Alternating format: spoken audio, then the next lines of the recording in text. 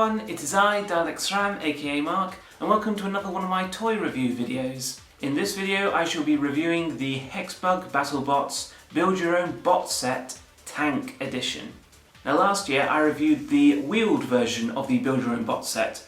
Of course some of you may know it as the Robot Wars head-to-head set, but you have to remember it's the same toy, just different game show, different product name, different colour scheme. If you haven't seen that yet, go and check it out. I'll put the link in the description. Before we begin, I should point out, don't expect a Robot Wars version of this toy.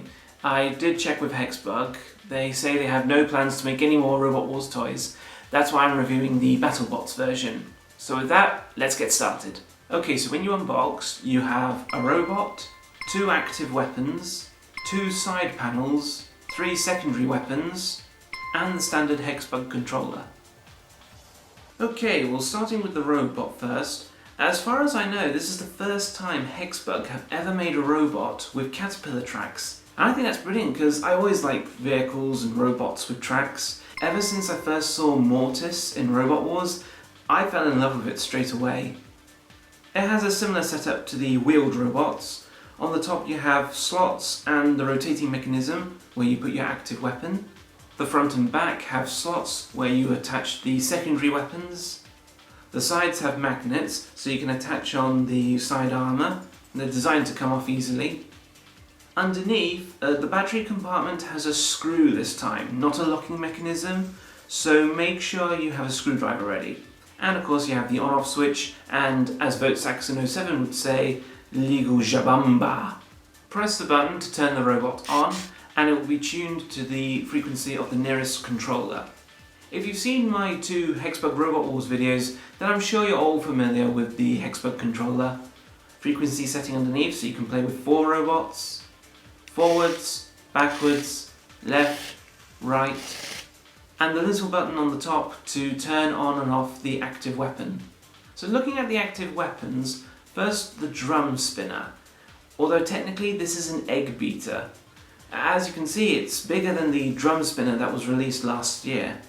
The other weapon is the full body spinner. Though to be honest, when I think of full body spinner robots, I think of robots like Typhoon 2. This is more like a helicopter bar spinner design, the kind that's used by robots like Son of Waiachi. But like the flywheel, underneath there are some magnets, so it's designed to have a bit of weight and pack quite a punch on its opponents. Now you attach the active weapons on like so, the pegs into the slots and the rotating gear into the mechanism. And like I said, the button on the top of the controller turns the weapons on and off. On to the secondary weapons now. Unlike the ones from last year where they were just static, these ones actually have some articulation in them. So first you have these grappling pincer claws. They do move about a bit. I think they can go inwards, but that would mean breaking off this small piece of plastic that's holding them into place. Then you have 2 hinged weapons, this wedge which can lift, and these spikes that are so low that they can get underneath a robot with a low ground clearance. So like I said, you attach these weapons on the front or the back of the robot, but if you're going to use the bar spinner, then you can only use the spikes and the wedge. But once you've finished building your robot, you're ready for battle. As you can see, it's much slower than the wheeled robots, but because this is tracked, it's much stronger and has good traction. It's also very manoeuvrable. The egg beater is quite effective. It can remove other robots' armour, but there are times where it does seem to stop and you have to give it a nudge to get it going again. Whereas the bar spinner is the more effective weapon. Sometimes it will knock off the armour, but most of the time it will just shove the other robots out of the way. And that's because of those magnets inside. Like I said, it gives that power, that punch. So it's a weapon that can attack or defend itself. One final thing to show you, with the egg beater, if you take off this part of the device holding it, then you can actually remove the egg beater and replace it. You see, HEXBUG have made these weapon accessory packs, so you can replace the tools on the active weapons. So if you're not happy with the egg beater, then you can replace it with 1 of 2 different drums. It's the same with the flipper, the axe and the flywheel. You can replace them with forklifts, a sledgehammer, or a circular saw.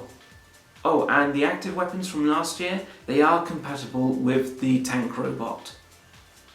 Now last year when I reviewed the wheeled version of this toy, I gave that 10 out of 10. For the tank version, I'm giving it 9 out of 10. Don't get me wrong, I do like this toy, but there is a reason why it loses a point. When removing the active weapons, it should be easy, but the bar spinner has a lot of resistance. You can remove the blades themselves, but the actual mechanism, that will put up a fight. You may end up breaking a nail or getting a scratch on your skin, so be careful. It is quite expensive, $40, which in the UK is, I think about 32 quid. So it's cheaper if you buy it in the UK. But it is worth getting if you want to add it to your Robot Wars or BattleBots HEXBUG collection. I would like to see another Build Your Own Bot set released next year, perhaps another tracked robot. Also, I'd like to see a new weapon, because we've already got now 4 different types of spinners. How about something that we've not seen before, like a razor-style crusher? Because the idea would be, when you turn on the active weapon, the claw goes up and down slowly, so it's all about getting the timing right when you want to grab on to your opponent. Now, if you want this toy and you live in the UK, then brace yourself for a disappointment, but it's only available in America. See, unfortunately, HEXBUG have refused to release any of the new BattleBots toys here in the UK. They stopped after the second rival pack. So if you did want this toy and you lived outside America, what you'd have to do is order it from the US website, and then if you have a family or friend who live in America, send it to them and ask them to send it to you. But of course ask for their help first. That's how I got this toy. My godmother lives in America and she sent it to me, so a massive thank you to her. I really appreciate it.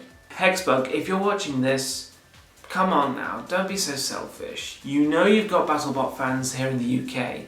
Besides, if you're not going to make any more Robot Wars toys, then let us have the BattleBots toys. I hope you guys have found this review useful. If you have, do give it a thumbs up. And don't forget to subscribe and check out other reviews I've done. And you can follow me on Instagram, Facebook and Twitter. Thanks for watching guys, and I'll see you next time. HEXBUG out.